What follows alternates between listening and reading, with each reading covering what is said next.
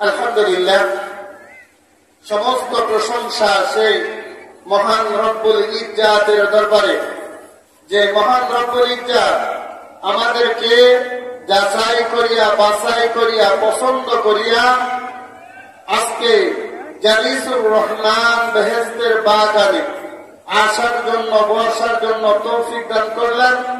সেই সাথে আমার বিশ্ব নবী, মায়ার নবী, দয়ার নবী রাহমাতুল লিল আলামিনের উপর দরুদ প্রেরণ করার তৌফিক দান করলেন। তার শুকরিয়া আমি সবাই বলি আলহামদুলিল্লাহ। কি ভাই, আলহামদুলিল্লাহ বলা যায় না? আলহামদুলিল্লাহ বললে আল্লাহর শুকরিয়া আদায় হয়।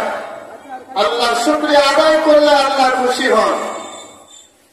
আল্লাহ পাক রব্বুল ইজ্জাত পবিত্র কুরআনের মধ্যে বলেন, লা ইন শাকারতুম লাযিদান্নাকুম ওয়া লা ইন কাফারতুম ইন্না আযাবি লাশাদীদ।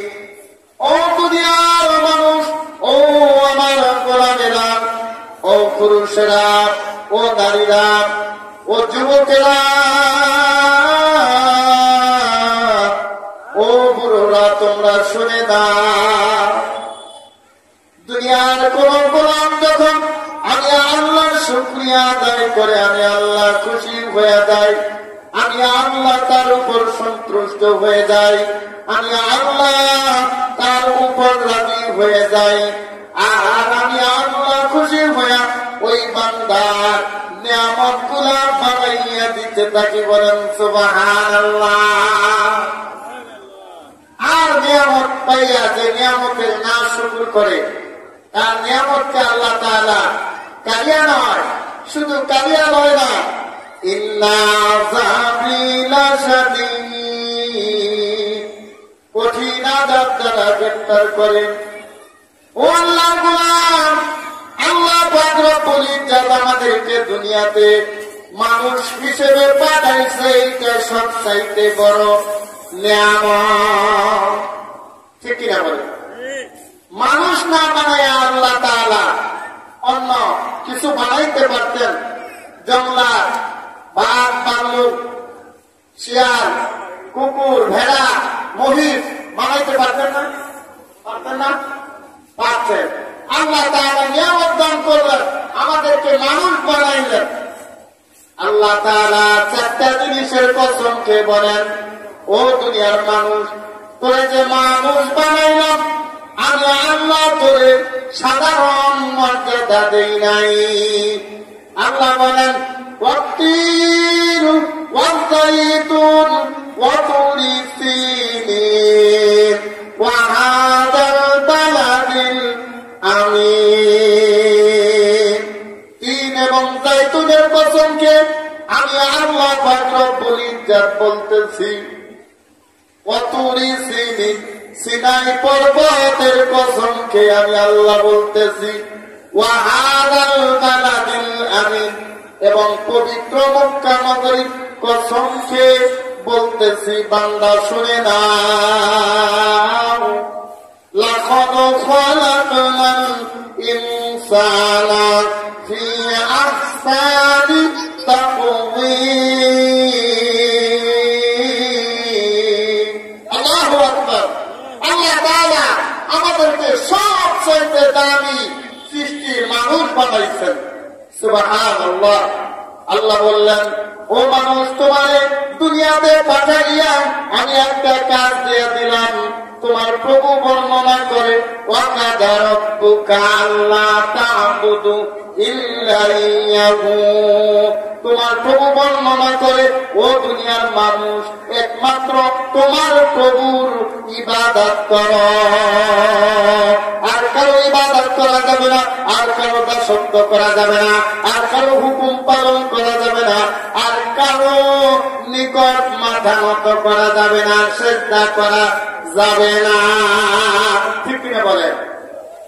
আল্লাহ পাক রব্বুল ইজ্জাত আমাদেরকে মানুষ বানাইয়া একটা উদ্দেশ্য দিয়া দুনিয়াতে পাঠাইলেন, ইবাদতের জন্য। আল্লাহ অন্য আয়াতের মধ্যে বলেন, ও দুনিয়ার মানুষ শুনে নাও, মা খালাকতুল জিন্না ওয়াল ইনসা ইল্লা يعبدون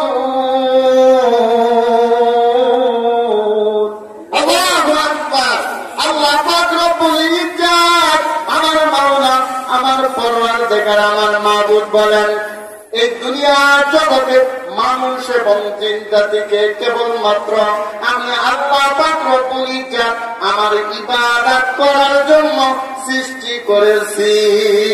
সুবহানাল্লাহ। আল্লাহর ইবাদত করার জন্য সৃষ্টি করেছেন, আল্লাহ দাসত্ব করার জন্য সৃষ্টি করেছেন। আল্লাহ আমাদের উপর কিছু ফরজ, আল্লাহ তাআলা কিছু হুকুম আমাদের উপর ফরজ করে দিয়েছেন। নামাজ, 5 ওয়াক্ত নামাজ পড়া ফরজ, ঠিক কিনা বলেন? রমজান মাসে রোজা রাখা ফরজ, সম্পদ থাকলে যাকাত দেওয়া, হজ করা আমাদের উপর ফরজ। কিন্তু আমরা আল্লাহর হুকুম না মানি না, এই দুনিয়ার জগতে আল্লাহর নাফরমানি করতে করতে এমন পর্যায়ে চলে গেছি, এমন নাখাস্তা গুনাহ হয়ে গেছি, আমাদের দিকে তাকাইলে মনে হয় আমাদের মধ্যে আমাদের আল্লাহ পাক রব্বুল ইজ্জত যে উদ্দেশ্য লইয়া, যে মাকসুদ লইয়া দুনিয়াতে পাঠাইছে, সেই নিদর্শন আমাদের মধ্যে খুঁজে পাওয়া যায় না। ঠিক কিনা বলে? আমরা নামাজ ছেড়ে দিয়েছি, রোজা ছেড়ে দে, পর্দায় থাকি না, সম্পদ আছে যাকাত দেই না, হজ করি না, কারণ আল্লাহর মহব্বত আমার অন্তরের মধ্যে নাই।